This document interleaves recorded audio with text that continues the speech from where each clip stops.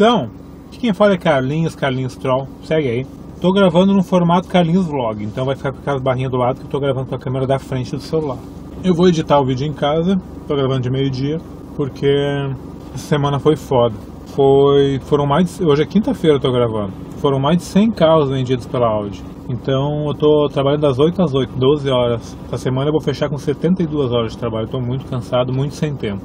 Tem tempo pra cortar o cabelo, tio, acho que não vou cortar. Fiquei de gravar o vídeo do 1 milhão de views, mas fiquei muito sem tempo, não consegui fazer nada. Chegando em casa quase 10 da noite. E eu precisava de um outro emprego. Vocês não conhecem ninguém nos Estados Unidos pra me dar um emprego? Eu sou um bom empregado.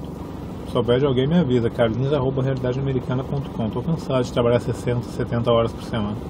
Cansado mesmo.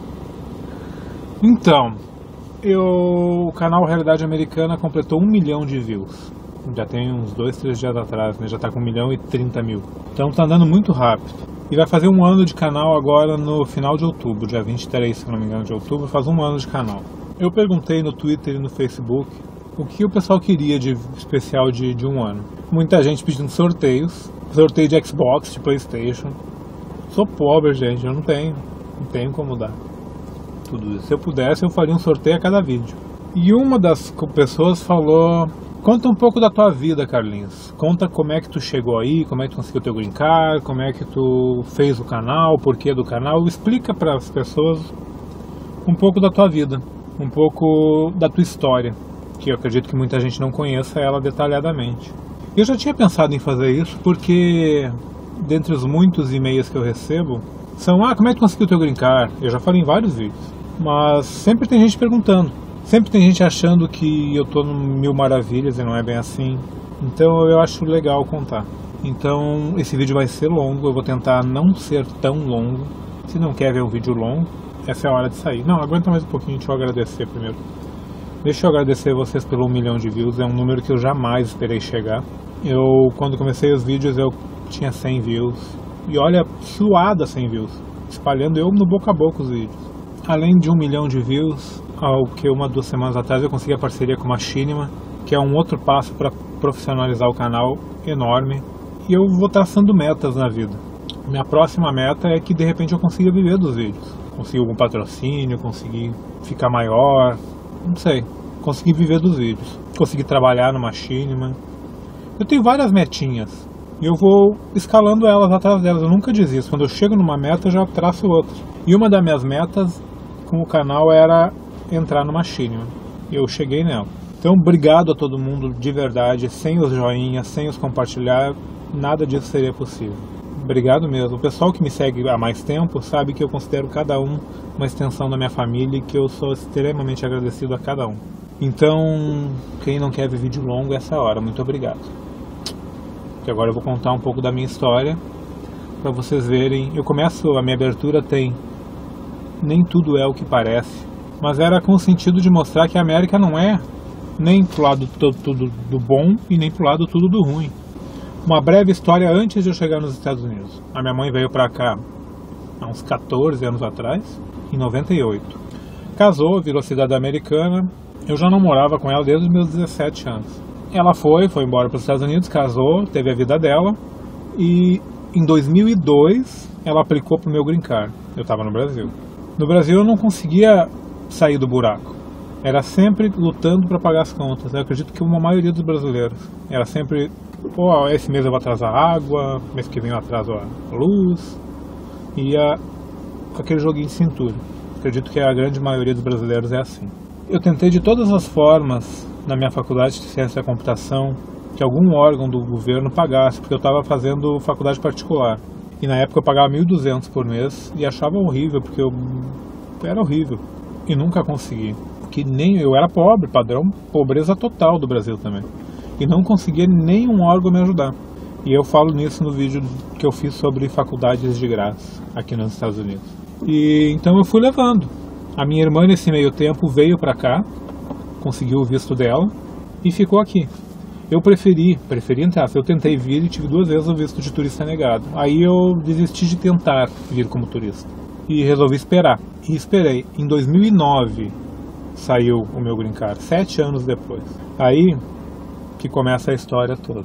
Em 2009 eu já tinha um filho de 3 anos uma namorada, que eu já estava junto com ela há quase 5 anos. E aí chegou isso do green card. Eu não estava esperando, eu não sabia quanto tempo ia levar, eu não sabia que isso ia acontecer. Sabia que ia um dia, mas não estava esperando naquela época. Continuava seguindo minha vida, eu trabalhava com edição de vídeos numa empresa de formaturas. Saiu o meu green card. E daí, junto com o processo, sai que tu tem um limite de 6 meses para entrar nos Estados Unidos para receber o green card. Se tu passar desses 6 meses, tu perde o green card. Eu tinha esses 6 meses para me despedir do meu filho, porque eu sabia que eu ia vir primeiro, de repente estabilizar tudo, para depois a minha namorada e o meu filho irem para lá, virem para cá. Eu trabalhava com essa empresa de formaturas muita parte do tempo em casa, além de cuidar dos meus sites, então, porque eu tinha equipamento para edição de vídeo em casa, eu ficava muito tempo do dia junto do meu filho. Ele era tipo o meu melhor amigo. Eu tinha o horário de brincar com ele, o horário do meu trabalho e o horário de brincar com ele. E aí saiu, não me lembro ao certo quando saiu, mas o meu filho faria 4 anos em julho. E logo em seguida venceria os 6 meses. Eu falei com a minha mãe, eu vou esperar o aniversário do meu filho de 4 anos e em seguida eu vou. E foi isso que aconteceu. Durante esses 6 meses eu tive que ir a São Paulo e Rio para fazer os exames médicos que o Green Card pede. Tem que ser com médicos credenciados deles. E na entrevista no Rio de Janeiro, no consulado do Rio de Janeiro. Fiz todo o processo durante 6 meses e durante esses 6 meses eu me despedi ao máximo do meu filho, porque eu sabia que isso poderia demorar para eu trazer ela e meu filho para cá, a minha ex-namorada e meu filho para cá. Porque eu queria me estabilizar primeiro, eu queria ter uma segurança. Então o aniversário do meu filho aconteceu e 2 dias depois eu tive que vir para os Estados Unidos. Foi algo horrível. Eu esses dias vi o Macaco, o pessoal que acompanha o Machinima e games sabe quem é o Macaco, o Space Monkey e tudo. Conversando pelo Twitter que ele veio passar um mês agora em Los Angeles, no escritório do Machinima, e comentou que o filho dele, pequeno, abraçou ele na perna e a dor era terrível dele ter que passar um mês longe do filho. Meu filho ainda era pequenininho, tinha recém feito 4 anos. Minha viagem foi para Washington, lá para a cidade da minha mãe, do lado da cidade da minha mãe, Washington DC. A viagem parou no Panamá, era um pinga-pinga, parou no Panamá e depois em Washington. Eu fiz todo o trajeto em chorando, chorei no aeroporto muito tempo. Foi muito triste para mim. Foi sem dúvida uma das partes mais tristes da minha vida. Ter que deixar meu filho para trás, mas com o sonho de dar um futuro melhor para ele. Foi horrível, mas depois foi pior ainda. Eu cheguei em Washington DC, perto da minha irmã foi lá me buscar e disse: vamos para New Jersey, tu mora comigo e a gente racha as contas. Tu não precisa rachar as contas até tu conseguir um emprego.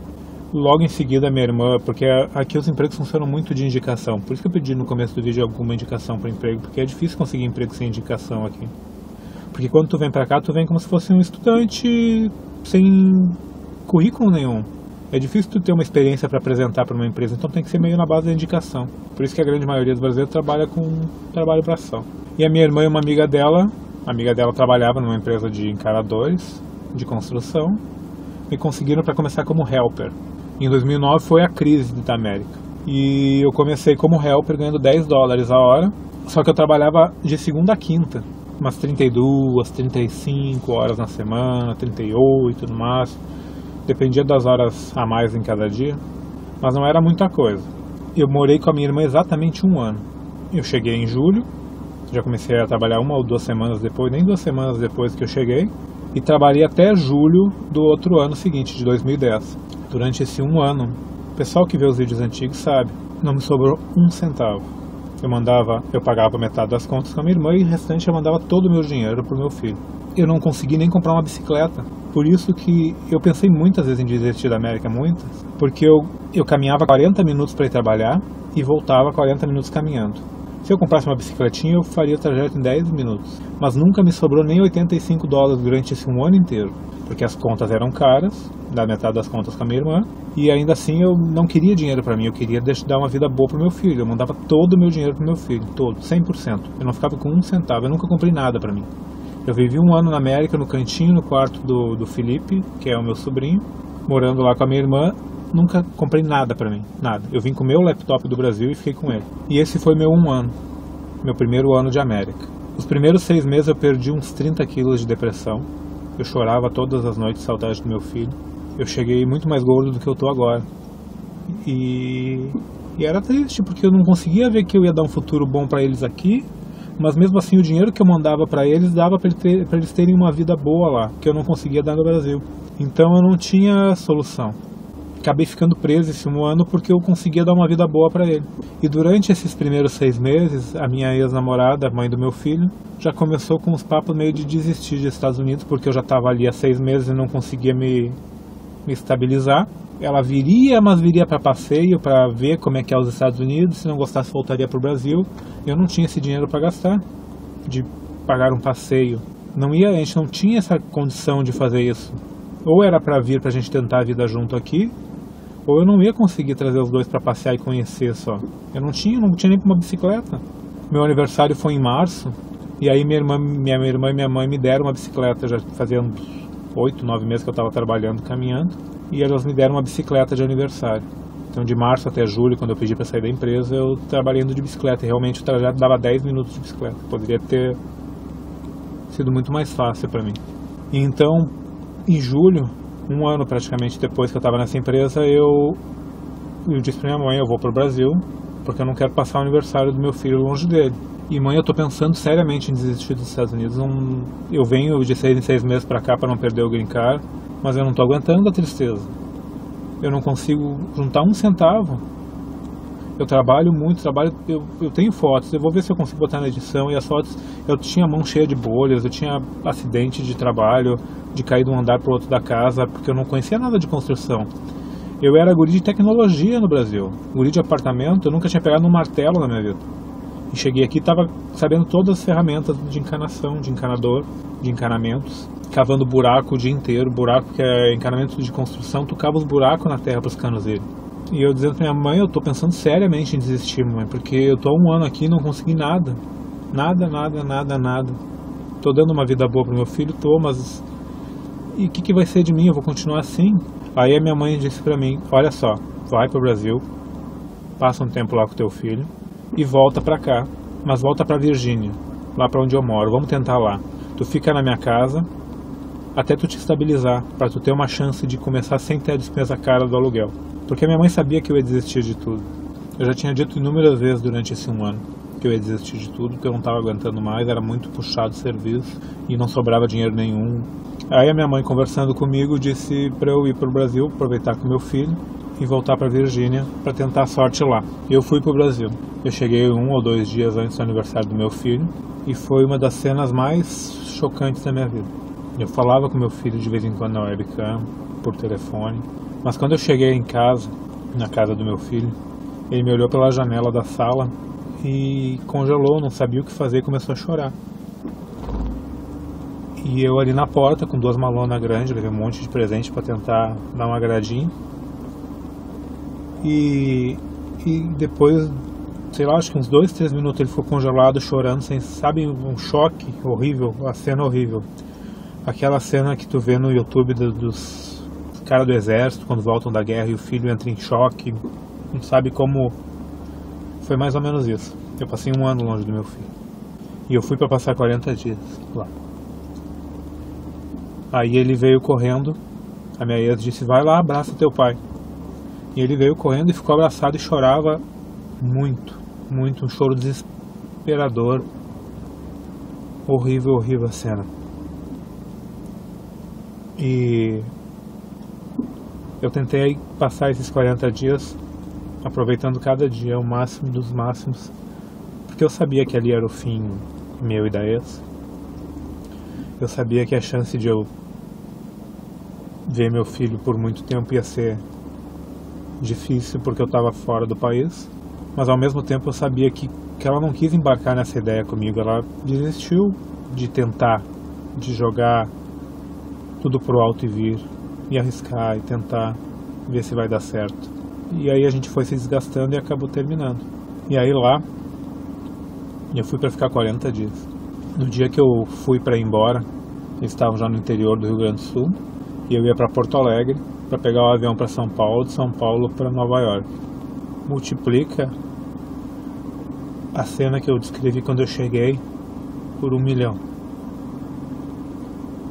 O meu filho me abraçou e disse: não vai embora, papai, por favor. Poucos sabem que eu parei de fumar, eu fumei 15 anos e eu parei de fumar porque ele me impediu isso. Que ele queria de Dia das Crianças que eu parasse de fumar. E ele me abraçou e disse para eu não ir embora, que ele economizava dinheiro. 5 anos ele tinha feito, mas que não era para eu ir embora. Mas eu passei 40 dias lá, tentando algum bico, alguma coisa para ganhar um dinheirinho extra, porque era dinheiro, sem renda. E as pessoas dizem que a pior dor é a dor do parto, dor de dente. A pior dor é estar longe do filho.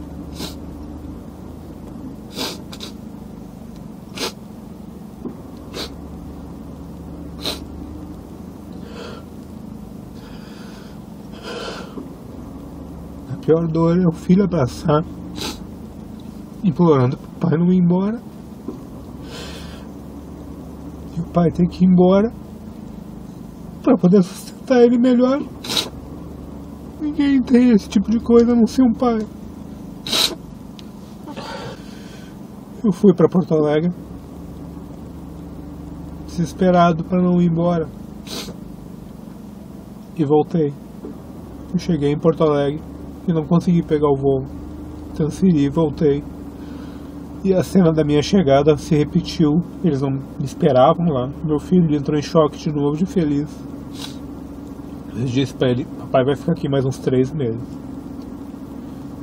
pra ficar perto do limite de eu não perder o green card. Fiquei até o limite de não perder o green card. Curti meu filho cada dia, porque eu sabia que era a minha despedida dele. Eu sabia que era a minha separação de vez concreta da minha ex. Eu passei praticamente de 40 dias, eu mudei para 100 e poucos dias. Eu aproveitei bem com meu filho, tiramos muita foto, nos divertimos muito. Novamente chorei para ir embora. E a primeira vez que eu fui embora eu consegui me segurar, não chorar na frente dele para não deixar ele confuso. Mas nessas 2 vezes que eu fui, eu não consegui. A vida não é uma coisa fácil, não é justa. Às vezes tu tem que tomar decisões difíceis. Mas quando eu estava no Brasil eu não conseguia pagar nem escolinha pro meu filho. Nunca sobrava dinheiro. Eu estava sempre com alguma conta atrasada. E eu aqui eu conseguia sustentar eles com uma dignidade muito melhor do que eu poderia do lado deles. Então eu voltei para Virgínia e eu passei mais de 1 mês procurando emprego na Virgínia. O que prova que sem indicação não consegue emprego. Eu estava fugindo de subempregos. Eu sabia que se eu aplicasse para o Walmart eu conseguiria um emprego. Se eu aplicasse para um supermercado eu conseguiria um emprego. Porque é onde eles pegam quem não tem experiência. Mas eu estava tentando um emprego de pelo menos mais que 10 a hora, porque senão eu sabia que eu ia ficar preso de novo a subemprego. 1 mês depois eu apliquei no Walmart, porque eu não consegui outro tipo de emprego. Me chamaram, fui na entrevista, fui ser empurrador de carrinho por $8 a hora. Eu caminhava cerca de 20, 25, 28 quilômetros por dia. Tem um vídeo sobre isso também. Mas eu não tinha a despesa do aluguel, porque eu estava morando na casa da minha mãe até eu conseguir me estabilizar. Então os primeiros meses eu conseguia mandar muito dinheiro pro meu filho e dando uma vida boa. E da mesma forma eu mandava praticamente todo o meu dinheiro para eles. Eu não ficava com nada porque eu ganhava muito menos. Eu ganhava limpo por semana uns $250. Menos até 230, 240. Porque o Walmart paga por quinzena. E dava uns 480 por quinzena. E eu não conseguiria de forma nenhuma alugar alguma coisa. Eu estava me prendendo e morando com a minha mãe de novo. Depois de 30 anos de idade, morando com a minha mãe de novo. Eu saí com 17 anos da casa da minha mãe por querer minha própria independência. Eu via pelo menos o meu filho ter uma vida mais digna, de eu poder mandar mais dinheiro para ele, porque eu não tinha despesa do aluguel. Mas eu me via mais preso, cada vez mais preso na América. Nisso a senhora Troll já estava fazendo parte da minha vida, já era a senhora Troll. E aí eu resolvi começar a enviar produtos dos Estados Unidos no meu tempo de folga. E eu não sabia que isso poderia ser tão rentável para mim, porque o dólar estava abaixo, estava na casa de 1,60. E eu comecei a enviar aqui, enviar ali, mas eu não estava enviando só para clientes, pessoas físicas, eu estava enviando para empresas, fazendo dropshipping para elas. As empresas me compravam em quantidade enorme e eu enviava direto para os clientes. E isso estava me dando um lucro bom mesmo. Tanto que em seguida eu tive que abrir minha empresa para fazer tudo legal, tudo legalmente. E aí eu abri minha empresa em maio de 2011 Com o passar do tempo, a minha empresa estava tomando muito tempo, porque eu estava vendendo muito. Eu sempre agi muito com integridade. Então, eu sempre joguei limpo com as pessoas. Eu nunca atrasava envios. Se atrasava algum envio, eu provava, sabe? Eu fazia questão de mostrar, olha, não é meu atraso. O site tal que tu pediu a compra está atrasando o envio. Tá aqui, ó, o número de rastreio deles, para tu ver que eles enviaram atrasado. Eu sempre joguei assim, e isso levou um boca a boca de empresas muito grande. De repente tinha muita empresa comprando de mim, muita.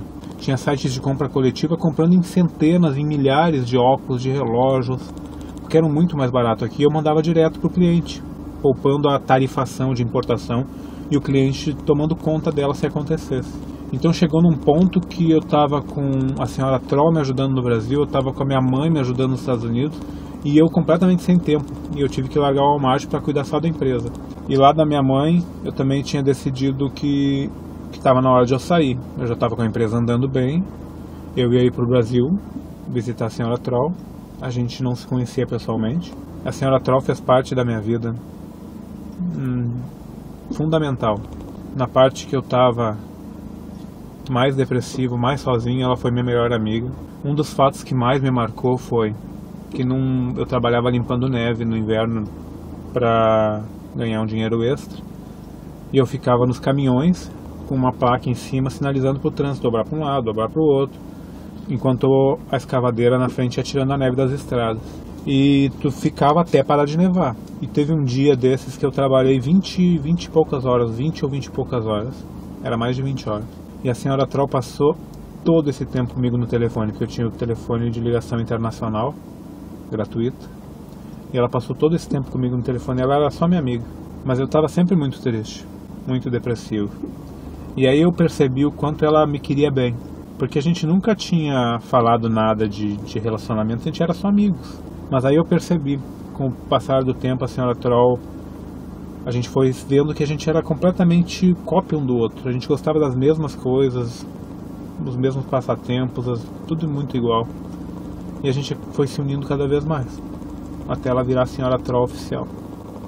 Então, depois eu fui para o Brasil, passei 4 meses com a senhora Troll no Brasil também, e nós já tínhamos tentado o visto dela, deu errado 2 vezes. E aí combinamos que iríamos tentar no ano seguinte, porque ela ia ter um imposto de renda muito mais forte para tentar, porque a gente tinha empresa, ela tinha empresa no Brasil, eu tinha empresa aqui, e a gente estava movimentando muito dinheiro e ia ser um bom imposto de renda. Foi o que aconteceu. 4 meses depois eu tive que vir embora, também foi horrível. A senhora Troll ficou muito triste, chorava tanto, um aperto no coração, sabe aquela vontade de desistir de tudo e ir embora. Mas novamente eu consegui pensar que aqui é o melhor. Eu não posso desistir sem lutar, sem ter certeza que eu tentei todos os tiros possíveis. E aí eu vim pra cá e a gente ia ficar 6 meses separados. Depois de 6 meses ela ia tentar de novo o visto dela. Passaram esses 6 meses dentro da medida possível, superando cada degrau.